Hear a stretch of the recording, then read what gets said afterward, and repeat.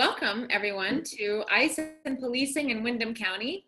I am Kate Prelberg-Quam. I'm the Executive Director of the Community Asylum Seekers Project in Brattleboro, which is a small nonprofit whose mission is to provide basic needs and a supportive community to people in the process of seeking asylum in the United States.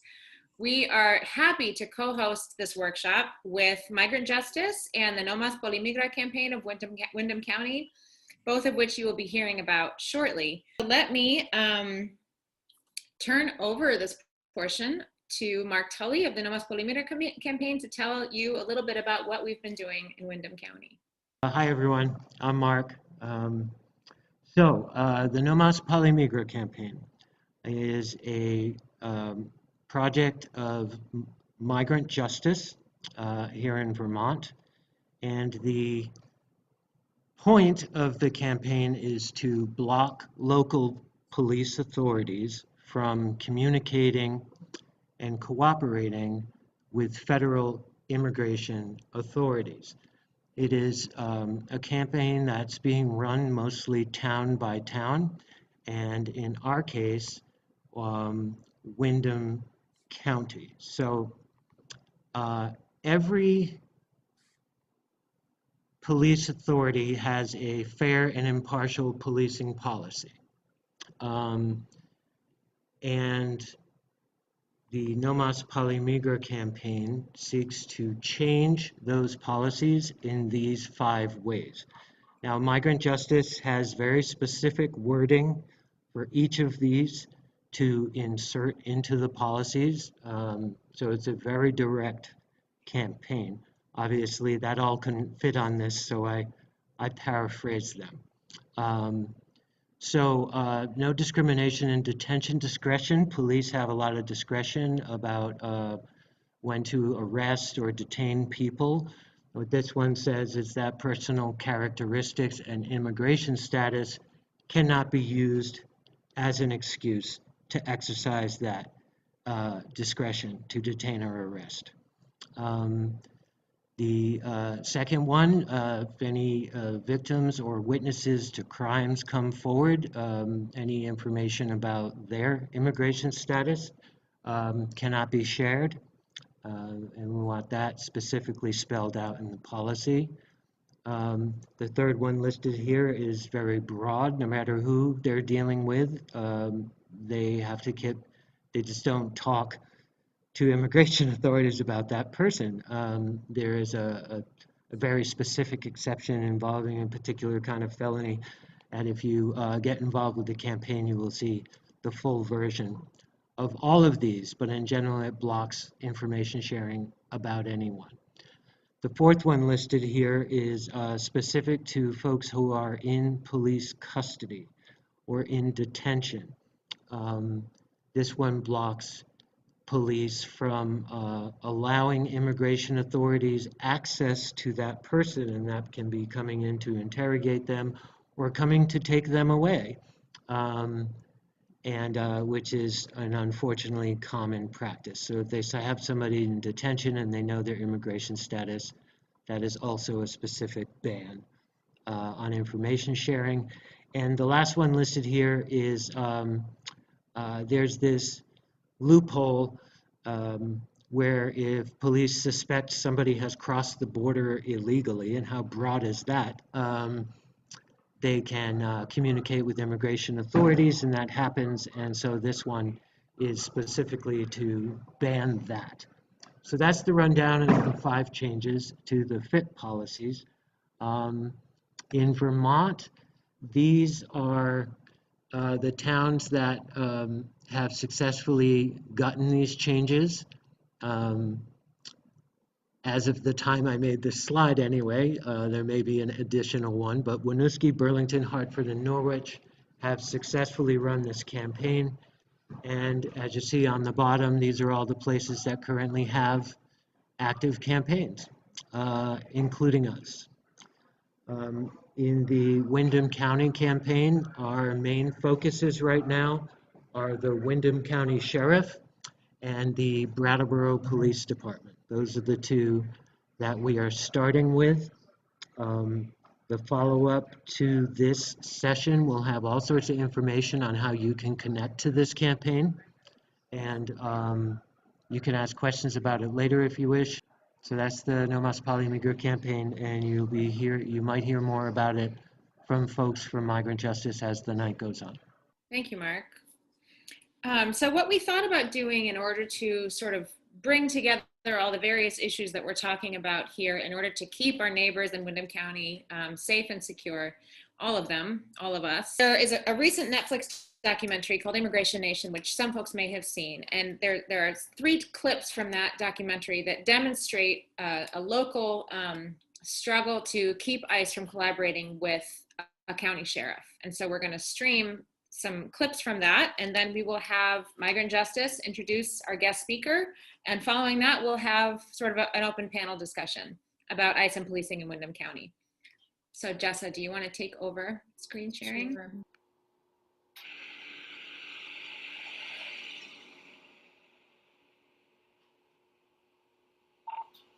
Yeah, I'm running a name right now.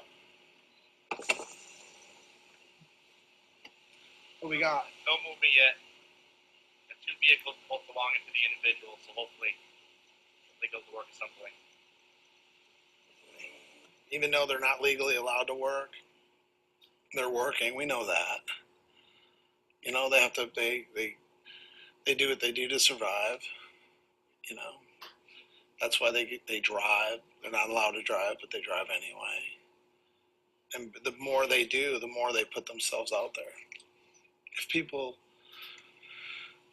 stayed home, you know, they probably wouldn't be encountered all that much, but you gotta live. It is what it is.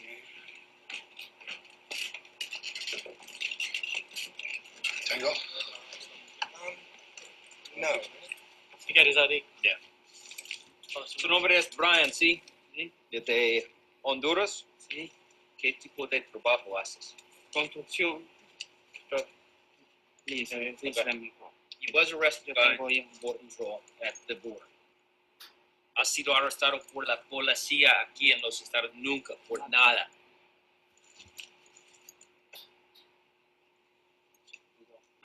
That's his child's birth certificate. I want you to know that he has a child here.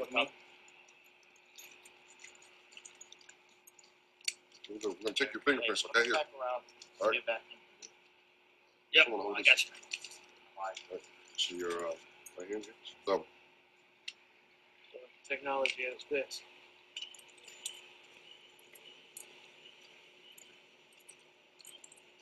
Where it gets sensitive is when the kids are involved.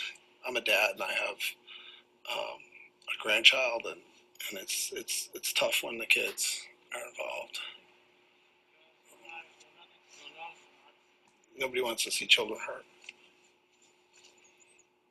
Sometimes it happens. It's not very nice, but that's the law. Bad timing for that dude to be coming out. Oh, you did the right thing though. You had to make contact. Collateral damage there, man. Even under the Obama administration, when we had the priorities, that really didn't limit anything. What people didn't realize is there was this little I call it the fine print at the bottom that said you can arrest anybody you basically want to. You know, if you think they present a threat to the United States or could possibly present a threat. And we did. It's so easy to say, oh, you got arrested, boom. You're a threat to public safety. Doesn't matter what for. There's millions of people to choose from.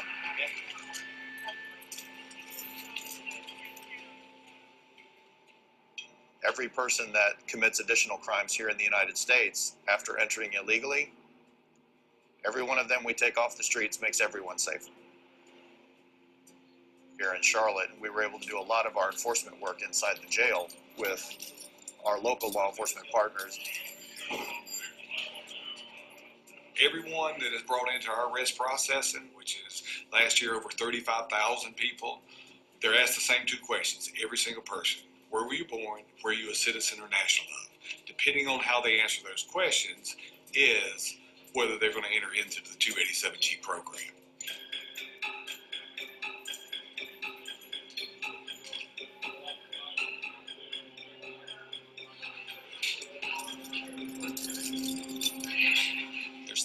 thousands of jails across the country.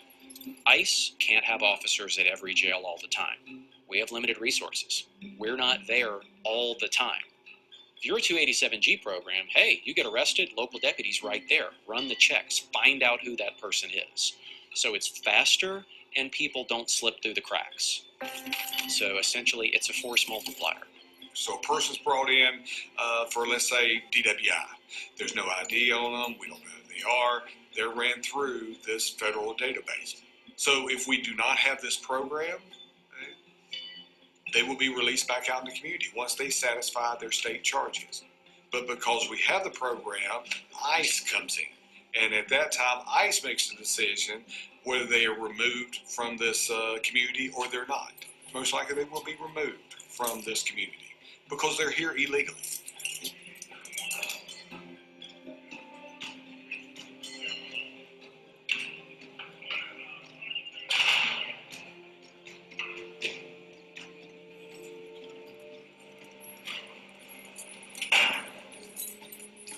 You know, the fundamental premise of law enforcement is that federal, state, and local work together, collaboratively. And why it's a big issue in Mecklenburg County, we've been doing this for 12 years. Just right now, it's an election. The sheriff's a really good guy too. Just, you know, sheriff's an elected official in North Carolina, obviously, and he's got to do what the voters want.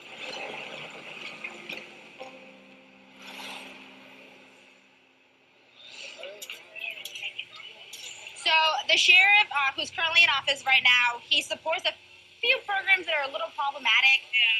So in terms, I'm Latino, so like for me, and I'm an immigrant, so for me, one of the biggest issues is that he's partnering with immigration and customs enforcement to basically to deputize the sheriffs and place people into deportation proceedings if they come in contact with the jail, and that could be something as little as a traffic citation, driving without a license. And so we're really trying to make sure that people know that on May 8th, you can go out to vote, and you can vote for our community. Yeah. Pero estamos tratando de empujar que la gente vaya a votar por Gary McFadden, porque él se ha comprometido a terminar el programa. Así que si pueden salir un poquito más de latinos, exactamente, una gran diferencia. I wish I could vote. I know, I wish I could vote too, I can't vote. So I'm trying to motivate people who can vote to vote for issues that will affect people like me, people who like no tienen, you know, who are affected by these policies. But tell everybody you know, if they live in Mecklenburg County, it matters so much right now because we have a possibility of getting rid of the program. 5 segundos. Hi. Please, McFadden, we want to do something. Sure.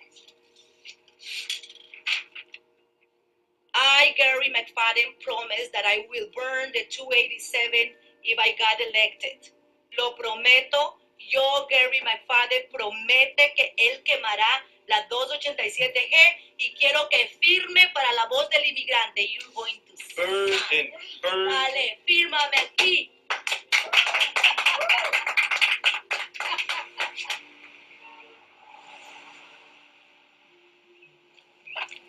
We're just leaving the literature. We're just leaving the literature, and we left one on your door. Thank you, ma'am. I've worked in homicide for 22 years. 287G has hindered my investigations. Why? Witnesses don't want to come forward. Even the victims don't want to come forward. They are reluctant to talk to us.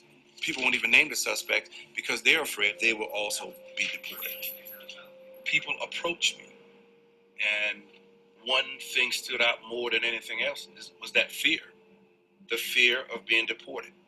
The fear of, coming home and your father is gone. Do I understand that? Yes. In the African American community, we have that fear of being shot and killed by law enforcement. So when the people are talking about these fears and uneasiness, I can relate to that.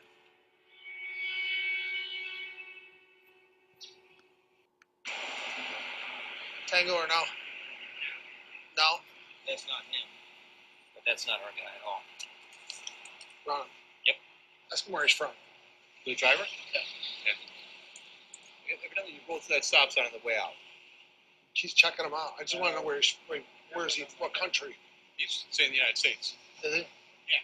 Where are you from? California. He's a USC, let's let him go quickly. All right, sorry about the inconvenience. I really am, okay? Okay, take care of yourself. All right, we're out.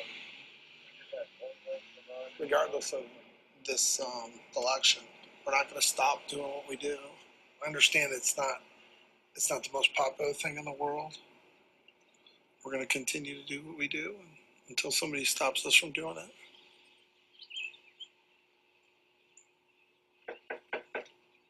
Hey, how are you? How are ya?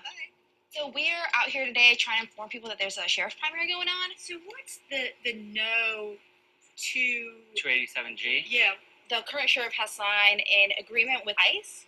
And it's responsible for over 15,000 removals of individuals. Yes. First generation immigrants, this is like one of our key issues for us because our families are affected, our friends are affected, and it's tough to live in fear constantly, right? So, yeah.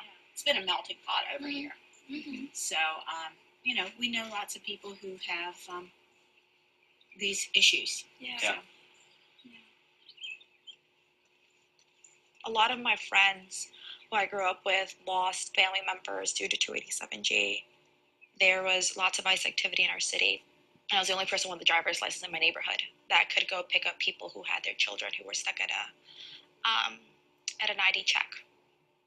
And so I was there and got to witness people with their families on a two-way road getting put into sheriff's office vans. I was given people's cars with their children and told, please take them home. So I saw the risk and the fear.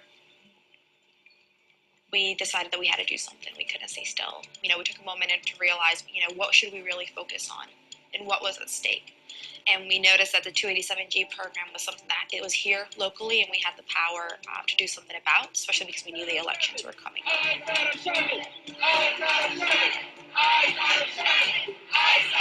The race for Mecklenburg County Sheriff is quickly becoming a referendum on the controversial 287G program. I understand earlier this week your county commissioners meeting debated this program.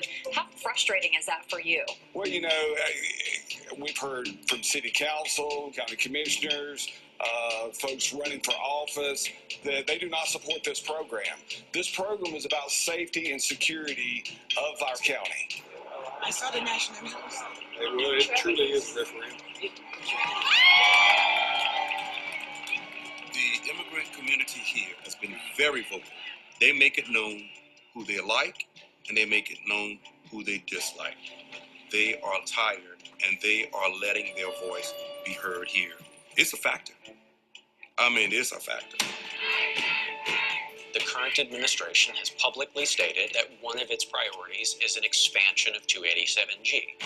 Obviously, local elections are for local people to decide, but our role is to say, all right, sheriff, whomever you may be, if you are under the impression that not cooperating with ICE will somehow result in less immigration enforcement in your community, just be aware that's not true.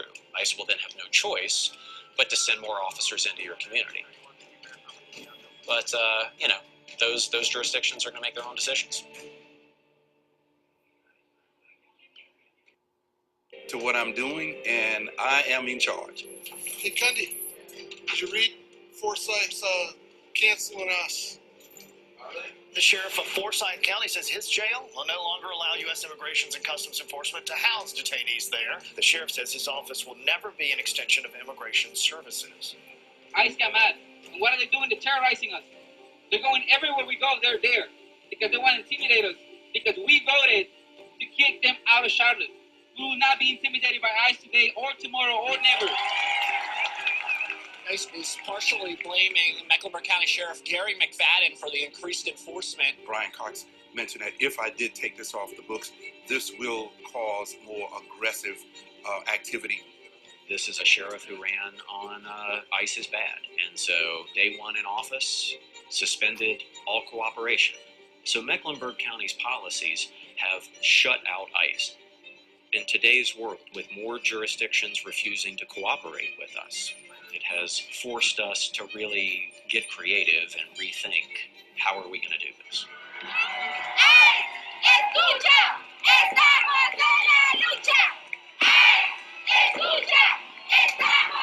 Sheriffs of Lake and Durham counties announced they will not situations. Sheriffs in North Carolina are tight. Once the wind blows, man, it seems like everyone follows suit. And remember, if you sin against us, we vote you out.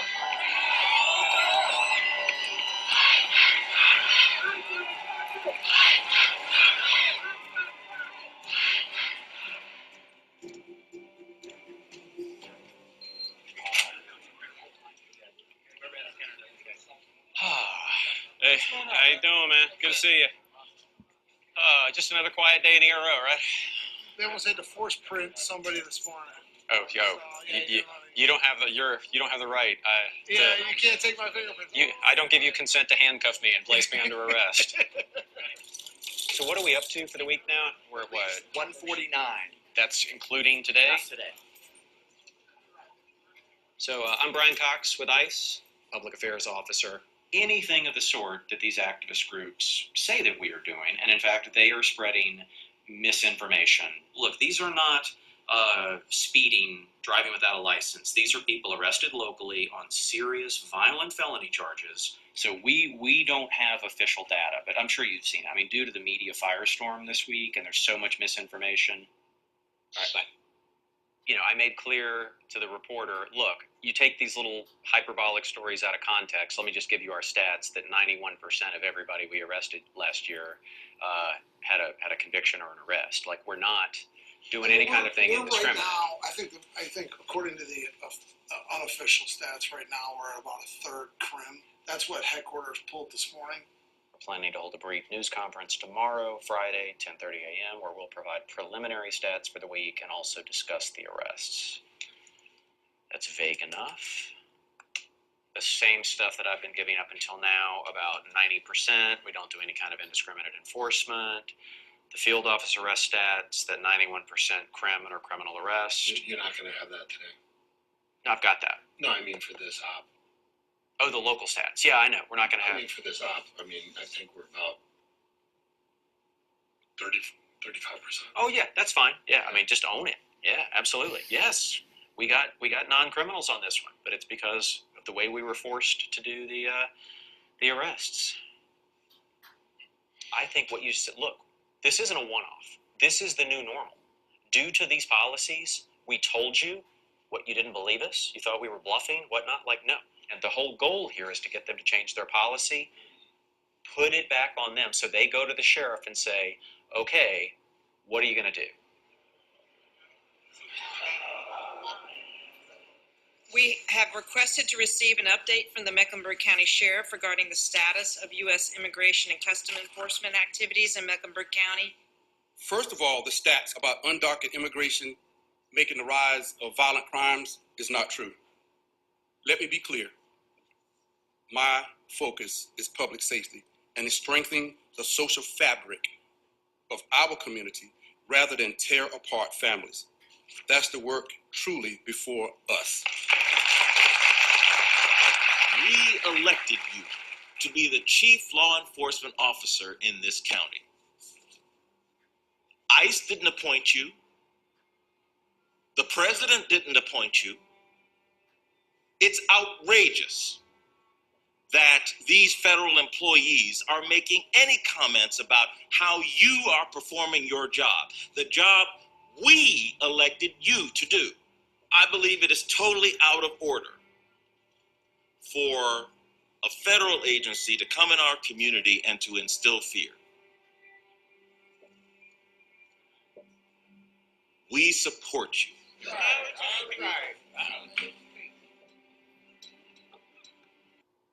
Good evening, everybody. My name is Will Lambeck. I'm a part of the staff team at the organization Migrant Justice and Justicia Migrante.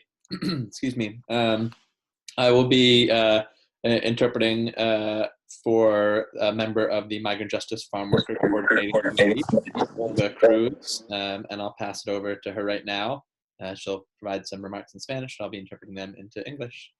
Buenas noches, Olga. Te acabo de presentar el grupo. Y sí, dale, tiene como 10 minutos y vente con la interpretación y luego habrán las preguntas. Hola, mucho gusto. Mi nombre es Olga Cruz. Soy de Chiapas, México. Estoy viviendo en Vermont ahora y soy una ordeñadora en una granja lechera y también parte del Comité de Coordinación de Justicia Migrante. Hello, good evening. My name is Olga Cruz. I'm an immigrant from Chiapas, Mexico, and I'm a milker on a dairy farm in Vermont, and I've been here the last 10 years. Bueno, soy uno de muchos inmigrantes que estamos aquí en Vermont. Somos creo que 1,200 a 1,500 inmigrantes trabajando todo el año, no por temporada. Somos gente de México y Centroamérica, más familia ahora que antes, que sostenemos la industria lechera en los ranchos. So I'm one of many. Oh, perdón, dale. Y vivimos en los ranchos. I'm one of many immigrants living here in the state of Vermont. By our count, there are between 1,200 and 1,500 immigrant workers working in the dairy industry in the state. And those are people working year-round. It's not seasonal work. We're here all around the year. Mostly we're from Mexico and some from Central America. And increasingly over the years, we're families. We're having and raising children here in the state. And it's also important to say that for most of us, we live on the farms where we work. Ahora yo estoy en un rancho que está bajo el programa. Las condiciones ahora son mejores porque estoy bajo el programa de leche con dignidad. Mi salario es mejor, mi vivienda está mejorando y ha mejorado bastante, pero pues eso yo porque estoy bajo el programa, pero muchos siguen viviendo pues lo que se vivía antes y de que a veces hay discriminaciones en los ranchos, también como les dan una paga muy injusta, como que no les pagan lo que deberían pagarles y también las condiciones de viviendas no son muy buenas y aparte se sufre a veces discriminaciones en los ranchos. So I'm working on a dairy farm that is enrolled in Migrant Justice's Milk with Dignity program. And because of that, I have conditions in my farm that are better than what other people experience. My salary is higher, my housing situation has improved a lot, it's still improving. But that's because I'm enrolled in this program, my farm is enrolled in this program. But there are others who are living and working in the same conditions as before. So they're experiencing discrimination on their farms. There's unjust pay. They aren't getting paid a fair amount, a fair wage for the work they're doing, and are having to suffer from really poor housing conditions. Las condiciones que tenemos con la migra pues son muy malas. La comunidad no tiene documentos porque no hay manera de sacar una visa más porque a veces no tenemos la oportunidad de sacar una visa, a veces por dinero o por ciertas cosas que prefiero no mencionar, pero es un poco difícil y siempre estamos viviendo con ese miedo a ser detenido porque todo el tiempo se oye de que están amenazando, de que va a haber redadas y es todo el tiempo uno vive con eso y pues es mucho el riesgo que se corre pues para ser arrestados si salimos de los ranchos. So the situation, apart from the farms, the situation with immigration enforcement in the state is really bad. As a community, we don't have documents. We're not an undocumented community, and that's because there's no way for us to get a visa. We just don't have that opportunity because to get a visa, you need money, you need other sorts of qualifications that we don't have. So it's a difficult life because we're living with the fear of always running the risk of being detained. We hear about arrests all the time, threats of arrests and raids, and you live constantly in that fear because every time you're leaving your farm and your house, you're running the risk that you're going to be arrested. Hace 10 años que la comunidad migrante se empezó a organizar y se formó la organización Justicia Migrante. juntamos a toda la comunidad para luchar por nuestros derechos. Hemos ganado muchas cosas como las licencias, hemos ganado como el Polimigra, pero necesitamos reforzar las leyes porque pues se han visto casos donde nosotros creemos que eso está como bien débil y necesitamos reforzarlo. Hemos ganado también recientemente ganamos los 5 millones pues para la campaña COVID y pues porque nosotros fuimos excluidos de aquella ayuda que el gobierno ha dado. Y también tenemos leche con dignidad para transformar las condiciones en los ranchos y asegurar que cumplan con nuestros derechos humanos. And so about 10 years ago, facing these conditions, the community started to organize and founded Migrant Justice. And Migrant Justice is an organization that brings the community together to fight for our human rights. And over the years, we've won a lot. We've made a lot of progress. So we won a campaign to gain access to driver's licenses. We have created the fair and impartial policing policies, or the Polimigra policies, and we need to strengthen those laws, and we'll be talking about that because we've seen lots of cases where that policy is weak and needs to be strengthened. More recently, we won our COVID Relief Fund campaign to create a $5 million fund in Vermont for people who were excluded from government aid during the pandemic. And we have also won the Milk with Dignity campaign, as I mentioned, to transform the conditions on dairy farms in the state. Polimigra es lo que nosotros, hemos ganado según Polimigra, pero pues estamos también aquí, es otro motivo como para parar la discriminación de la policía. Hay casos donde vemos que han sido detenidos compas y que se ha visto involucrado la migración. Hay una política estatal supuestamente parar esta colaboración, pero es demasiado débil, necesitamos reforzarlo para nosotros sentirnos seguros. Como sabemos que existe, pero la verdad que hay muchos policías o pueblos que todavía no respetan esa ley. So with the issue of Polimigra, or the collaboration between police and immigration authorities, we started this campaign years ago to stop police discrimination against immigrants, because there are many cases where an immigrant community member is stopped or detained by local police, and then they involve ICE or Border Patrol, and that person ends up being deported. And so we've passed a state law and state policy to stop that.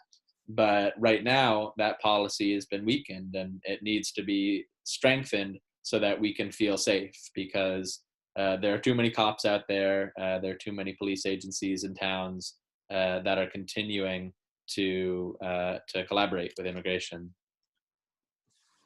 Hemos organizado para fortalecer la política en muchos pueblos y poner un muro entre la policía y la migra. Ahora existe en pueblos como Burlington, Winooski, Hartford y más. Queremos que el condado de Windham se involucre en la lucha y se solidarice con la comunidad inmigrante en la lucha por nuestros derechos humanos. So we've organized town by town and county by county to strengthen this policy, and have been effective in passing policies that truly build a wall between police and immigration enforcement.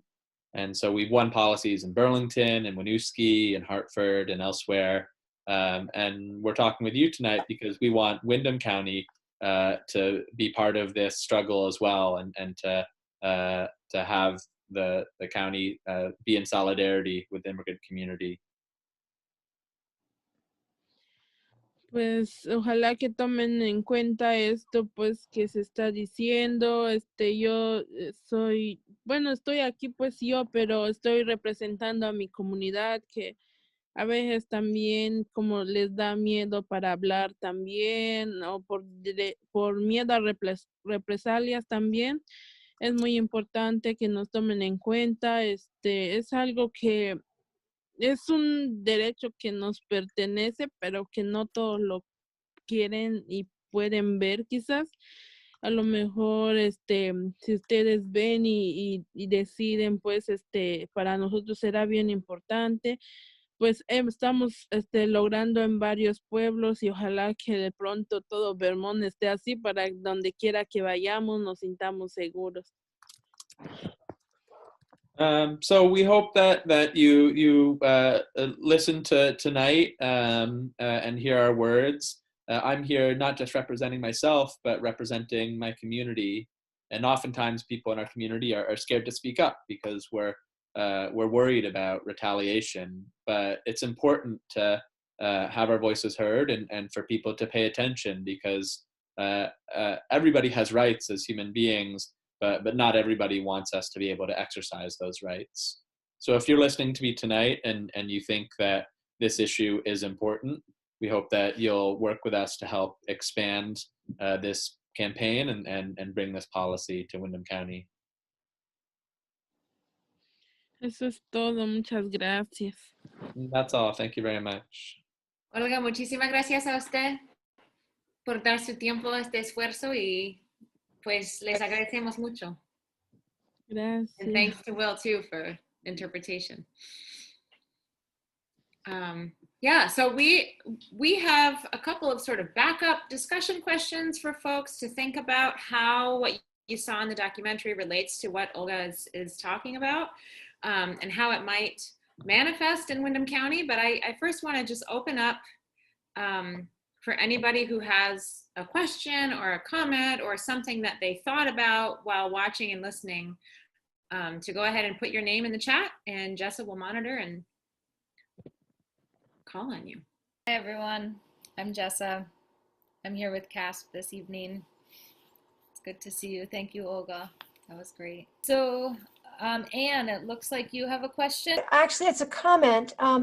I just attended an ACLU workshop and Jay Diaz, one of the lawyers, mentioned that on December 10th, there's a case that they're doing in the Vermont Supreme Court. And this case is challenging the Border Patrol's spread in northern Vermont. And he encouraged us to attend this. Now, I don't know how that happens, how we could actually show up. But that seems like an important issue because they're coming all the way down 100 miles into the state, which is pretty much the whole state.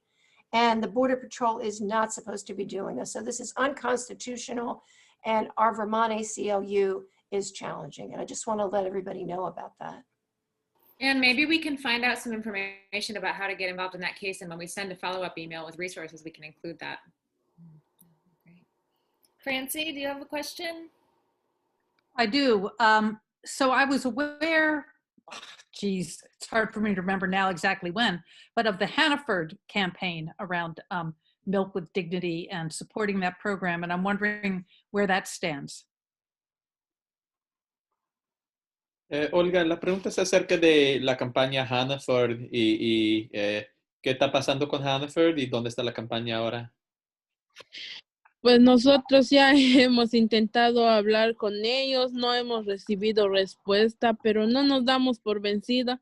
Aquí seguimos y aquí seguiremos luchando por nuestros derechos. Yo ya estoy en el programa, pero pues lo que deseamos es que todos los inmigrantes estén bajo el programa para, pues es no darnos un lujo, pero es algo que realmente se necesita en la vida diaria. No hemos recibido respuestas, nos han ignorado, pero pues aquí seguiremos. So yeah, we've tried talking with Hannafords. They haven't responded yet, but we're not giving up. We're going to keep fighting for our rights because we're here and we're not going anywhere. So as I said, I'm in the program, but we want everybody to be able to be included and have what I have because it's not a luxury that we're fighting for. It's just basic rights. And we think it's important for Hannaford to accept that. Looks like Linda has a question. Linda's asking, Vermont prohibits local authorities cooperating with ICE, but many local authorities do so anyway. I just wanted a clarification. It wasn't clear to me that state law prohibits the cooperation, but local authorities are just doing it anyway, and therefore, what is being sought is clarification of the law so that local authorities can't kind of wiggle around. Is that right? I can feel that. There's been a number of different versions of Vermont's fair and impartial policing policy. In 2016, we had passed and implemented a very strong policy, the strongest in the country, prohibiting nearly all forms of communication and collaboration between local law enforcement and ICE and Border Patrol. But when Trump came into office in 2017 and started making threats against sanctuary cities and threatening to withhold funding and all that sort of thing, at the Attorney General's recommendation, TJ Donovan, Vermont weakened its policy and at the Trump administration's request added in new loopholes allowing for ongoing communication. And so that's allowed Vermont police to continue collaborating and turning people over to ICE and Border Patrol. So that watered down statewide policy is in effect in most places around the state, but several jurisdictions like Burlington and Winooski and Hartford and Norwich and the Addison County Sheriff's Department have strengthened that policy and have closed those loopholes. And that's what we're advocating for at the local level around the state. Thank you. John Fields, you have a question. Hi, just kind of piggybacking on that last one. In your experience, when resolutions are passed in local communities to prevent collaboration, does law enforcement comply with that? Yeah, we generally have seen them be effective. We haven't seen any cases of collaboration in any of the jurisdictions that have passed the strengthened policies. We should say that with the current statewide model policy, this current one that's riddled with loopholes, it still does contain some protections. And so on our reading of the policy, we think that departments are violating it at certain times when they are collaborating. And so Migrant Justice over the years has supported people in filing discrimination claims with the Vermont Human Rights Commission when we believe there have been violations of the fair and impartial policing policy, and people have been successful in getting rulings of discrimination and having the police departments have to pay out settlements. And there are a couple cases pending right now as well. The problem is the result of that sort of harmful collaboration is that people are deported. And so it's very difficult to defend your rights and gain redress when you've already been deported. Thank you. Bob Oser. So actually I had that question that I put in the chat, and when Will was speaking, I thought of something else. But when I looked at the Winooski policy, it seems to start off with a disclaimer. I don't want to misquote it, but something about it doesn't create any rights or it doesn't create any claims or cause for claims. Does anyone know like how that language got into the Winooski policy, and is that a problem?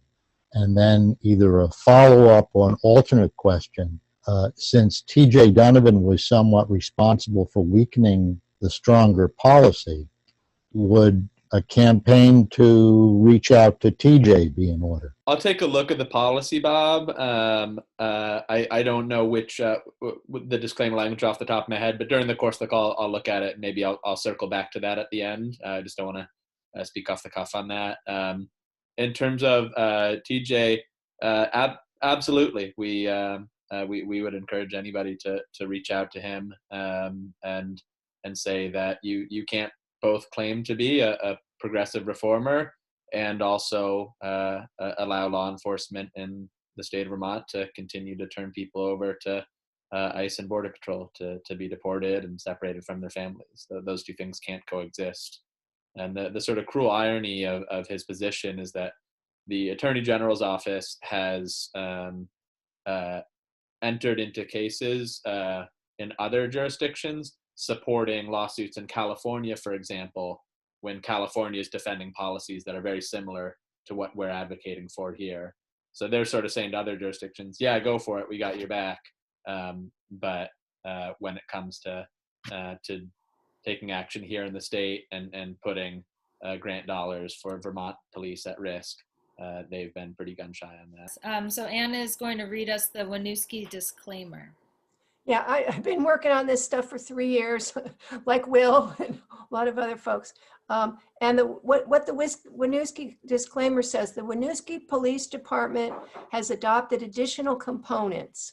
Nothing in this Winooski Police Department fair and impartial policing policy is intended to violate federal law.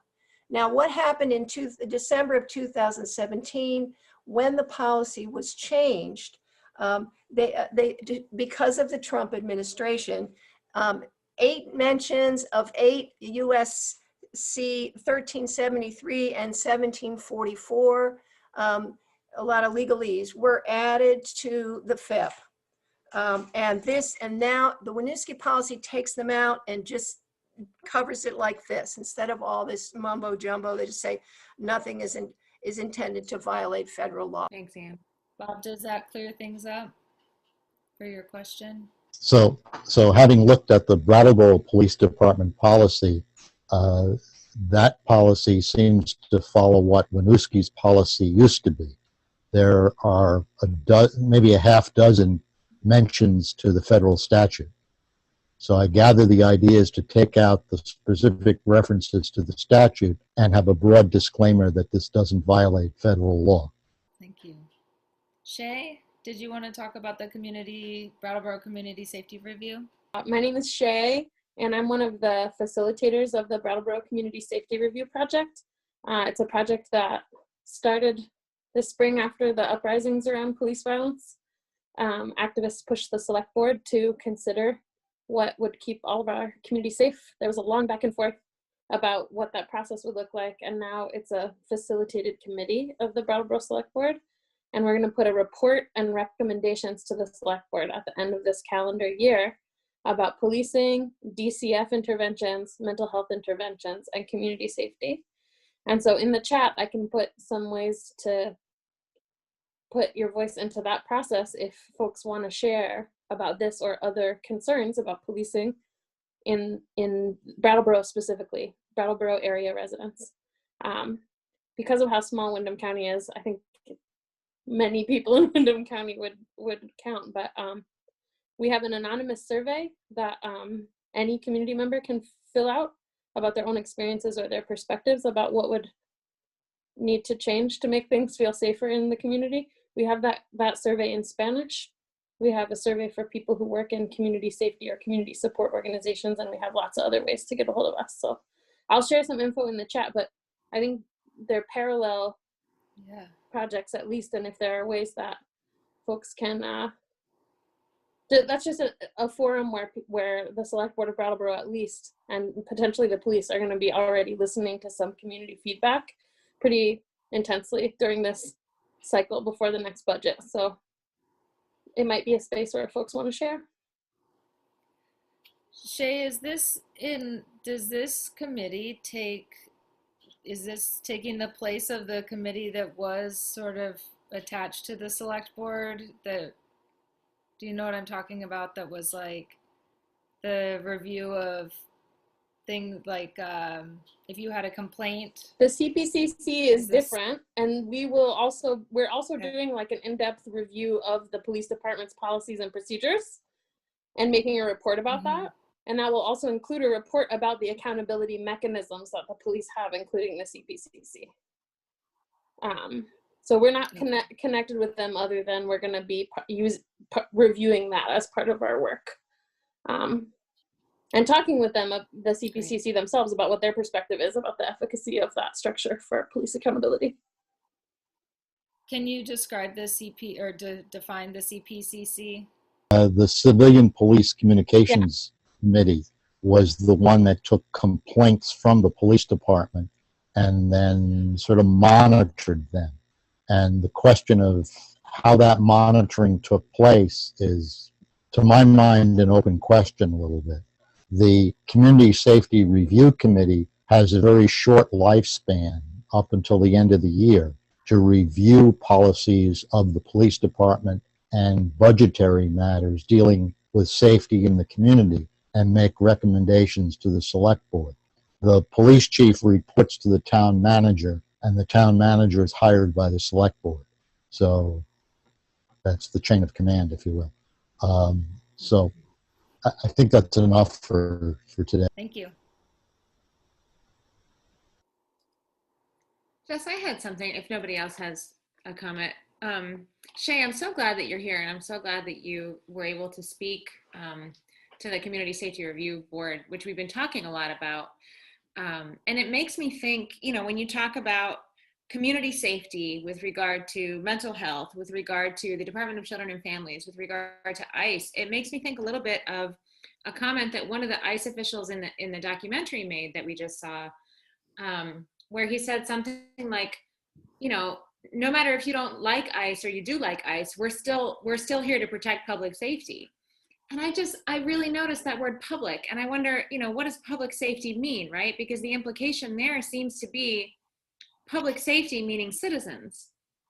And I bet if you really dug through it, you'd find that public safety means some citizens, right? And so how do we envision in Windham County what public safety means, and for whom, and for what? And what are the limits to it? And what would a safe public for everybody look like?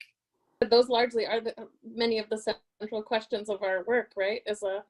Is when people think about public safety, you know, who counts as the community that is right, quote unquote held safe by different systems or not. And a lot of our work is just listening to anyone who wants to share the most impacted people, centered hopefully about what are the impacts of these systems that purport to hold us safe. Do people feel like they're keeping everyone safe? If right, not, what could we envision that would even feel like a safe place for everyone?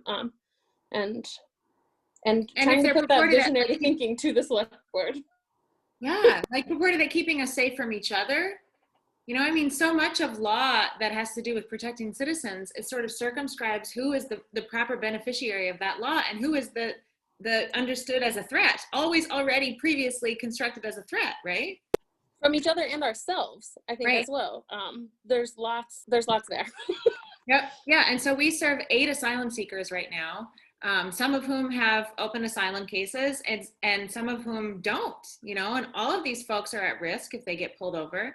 And it just makes me like, who is our community for, you know? Steve, do you have a question?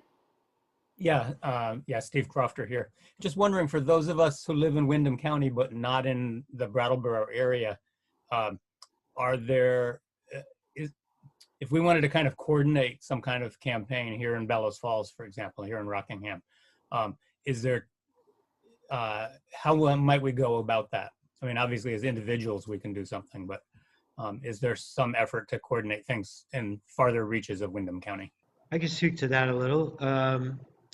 We don't have a bunch of folks from Windham County in the organizing pool right now.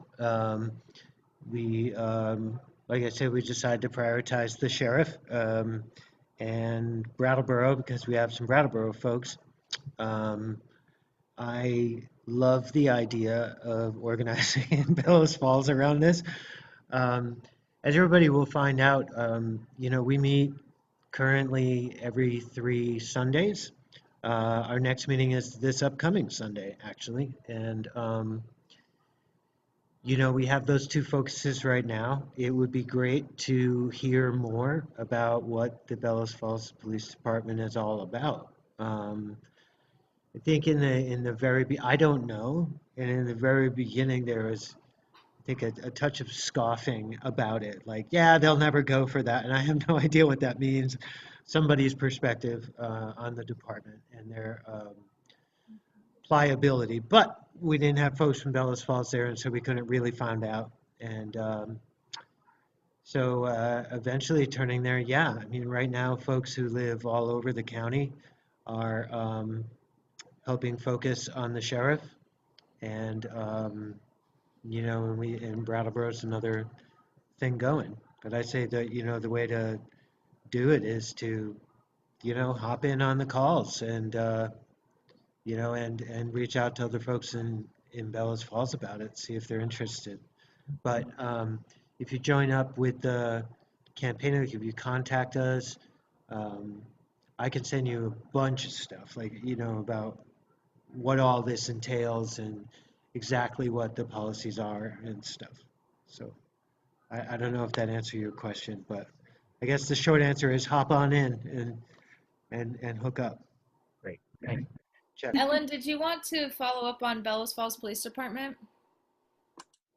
It was just a comment. I'm on the No Mas Polimigra committee, and I think when we talked about Bellows Falls, there had been a lot of upheaval both in that police department and the town government. And I think part of, as well as not having anyone from Bellows Falls in the call, it was just like a little unclear how to even deal with a department that was in all that upheaval. But I believe they recently appointed the person who had been the acting police chief is now the actual police chief. And I think maybe some of the town government stuff has settled down. So it might be a good time to be expanding and trying to organize in Bellows Falls as well as Brattleboro and the towns that are served by the sheriff. And it's super exciting that the Addison County Sheriff Department passed it, because every new department that passes it is something we can build on in reaching out down here in Windham County. Susan Brace, do you want to tell us about Rockingham? Well, we have a lot of problems with our town government. So we need to get all new people in the select board before we could do anything. I think Steve and Laurel might agree with me. It's a pretty dysfunctional town governance. But plus, it's only a 1 square mile police jurisdiction. So I think concentrating on Windham County Sheriff's Department would be more strategic. Mark? Hi, I just wanted to pipe in, we were talking earlier about those two US code things, about not cooperating, about not doing any kind of sanctuary policy or getting punished. I know at least one of those, like, those aren't new. The Trump administration didn't make those up. Those have been on the books. I have a bad memory for details, but I think for quite some time. And as I am, what I hear, some of the towns waging this campaign have gotten blowback from the police departments about those things, saying, well, if we implement these, we're going to get we're going to lose certain kinds of funding. And the fact that there was, it's just that this administration has been enforcing them aggressively, right? And so I'm just saying, with the current results, barring a coup, one half of me is like, oh, nice. So maybe the enforcement of that will relax and we'll have an easier time talking to these police authorities. And that won't be such a threat hanging over them. But then I remember that the last time this guy, when he was vice president, not that vice presidents really do much power-wise, except kind of sit around waiting for somebody to die. But that administration had an aggressive deportation program, and, I'm in love with the memory of that administration in a lot of ways. However, on this front, it was horrendous. So I'm not sure how much this election actually helps us out in anti-deportation work. We got this middle of the road dude wanting to please everybody and wanting to work on comprehensive immigration reform. And I have a lot of fear as to, what middle of the road means in this country when somebody's trying to come up with middle of the road for immigration policies, considering at least the sentiments on one side of that road. I just want to express that trepidation. I guess we'll find out. Yeah, that's something that has been coming up a lot in various spaces, is sort of like, what can the immigrant advocacy community expect from a Biden administration? You know, I mean, and it makes me think of in the clip that we watched, they said, you know, in the previous administration, we didn't necessarily have the same orders, but we were doing the same thing. You know, so I don't think there's any reason to expect. I personally think there's reason to expect that it gets worse because folks relax. Right. You know, because we think it's going to get better, and so we sit down and trust the government. And in this case, it's not the thing to do. Ellen has something to add to what Mark is saying. Do you want to add I just put it in the chat. I think you could go on to Laurel. Okay, Laurel. All right, in the video clip, I don't remember the man's name, the ICE representative said if you have a sheriff who's going to be non-cooperative, we're going to come in and really slam your community. And I just wonder, in the places in Vermont where this is the enhanced policies have been in effect, have we seen that kind of a more aggressive ICE reaction to the county moving in that direction? Great question, because I flagged that part of the series as well. The short answer is no, and Sharon's chatting from her experience in Norwich, no as well. And nationally, the answer is no. The Trump administration did engineer, for propagandistic purposes, a couple sort of high-profile community raids in what they deem sanctuary cities. But the numbers tell a very different story. And in Trump's last 4 years, his administration, as aggressive and despicable as they were with immigration, they only succeeded in deporting about half of the number of people that Obama deported in his first term. And I think that's a shocking statistic to many people. But the primary reason for that was because of the success of these campaigns nationally in removing and limiting local law enforcement from its role as a force multiplier in the policy of mass deportation. Because under Obama, every police department, every prison and jail in the country was being deputized as this runway into the machinery of mass deportation. And the immigrant rights movement had a lot of successes in limiting those linkages and in stopping that collaboration, both nationally and here in Vermont. And so when you look at the numbers in aggregate, by denying that tool to ICE in their quest to deport as many people as possible, they can't make that up through other means. And so it's one of the most effective things that we can do to oppose deportations in our communities is by organizing locally to keep our cops out of the business of deportation and to make sure that law enforcement acting at the behest of state, local, county governments aren't going to be turning people over to ICE. And despite all of our work, it continues to happen in Vermont. Many of you will have heard the name Durby Martinez. Durby was a member of Migrant Justice, a farm worker who was deported earlier this year and died from COVID shortly after being deported to Mexico. What some people don't know is that Durby was only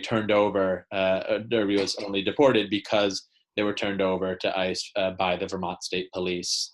And we just received, after a 9-month wait, which is illegal, by the way, the records of the night of Durby's detention from the Vermont State Police. They had been holding on to these for the better course of the year, and they just released them to us, where we see that the state trooper who detained Durby sent 2 emails to Border Patrol that night, providing information that allowed them to deport Durby. So that's a police officer being paid, and that sort of horrific and tragic end is not unique, but those numbers are multiplied by the thousands when we look at the role that local police can have in this machinery of mass deportation. Thanks for sharing that, Will.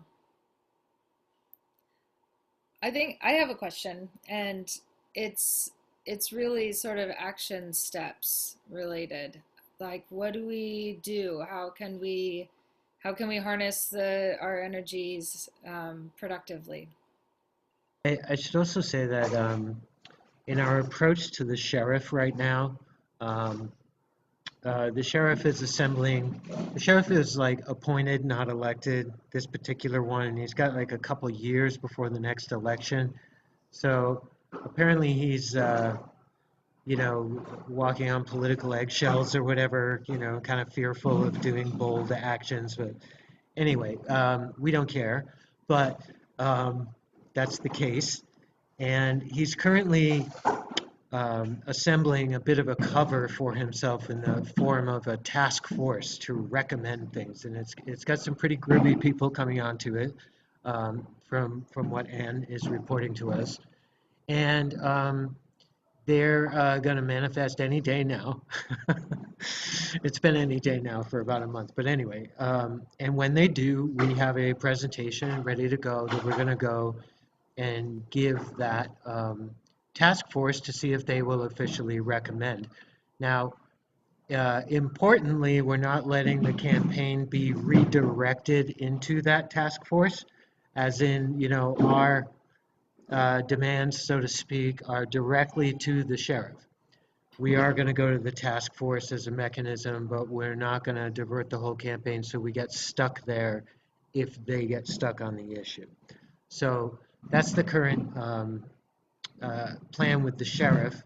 And in Brattleboro right now, we're talking to the committee that Shay's helping facilitate. They're assembling a package of proposals. We're also, importantly there, we're not trying to make that committee responsible for all police reform in Brattleboro. There are some trying to be like, this committee's got to handle it and the police won't do anything and the select board won't do anything. And they've been sort of scapegoating this committee, which is very, very wrong. But we're, you know, we've talked to them and we're going to continue talking to them, and, you know, and that may make it into their final report. It may not. And also that when we're pursuing these campaigns, there is going directly to the police authorities themselves to see if they will change their policies. But there's also all political mechanisms of government. There's a select board, representative town meeting, there's ordinances, ballot measures and stuff. We recently concluded that there are not enough people in the central organizing group right now to, and geographically spread around the county to start going for ordinances before the select board when you need a lot of outreach, a lot of signatures. COVID-19 has really suppressed any kind of democracy that requires in-person signatures. The state has just this week decided they will not allow electronic signatures to replace in-person signatures, so that suppression of democracy is now intentional as well as circumstantial. Anyhow, so there's committees that happen to be involved with our two targets right now. But other than that, it's directly to the police authorities themselves to see if they will do it without being forced to. Carol has a clarification question. Carol was asking, would the state police be beholden to these local loophole closures? And Will's answer was no, right? That staties could still come through and do basically what they were going to do anyway. So even these measures are, I mean, as all sort of measures to reform the police are limited, right? Thanks for raising that, Carol. That's a good question. Kate, I'm wondering if you would like to talk quickly before we wrap up in just a couple of minutes about how people can get involved in CASP. Yeah, sure. So Community Asylum Seekers Project, many of you may know about. It was founded by Steve Crofter. Steve, you want to wave? There's Steve. In 2016. And we support people who have open asylum cases in the United States to settle in Vermont and have their basic needs met and provide a supportive community.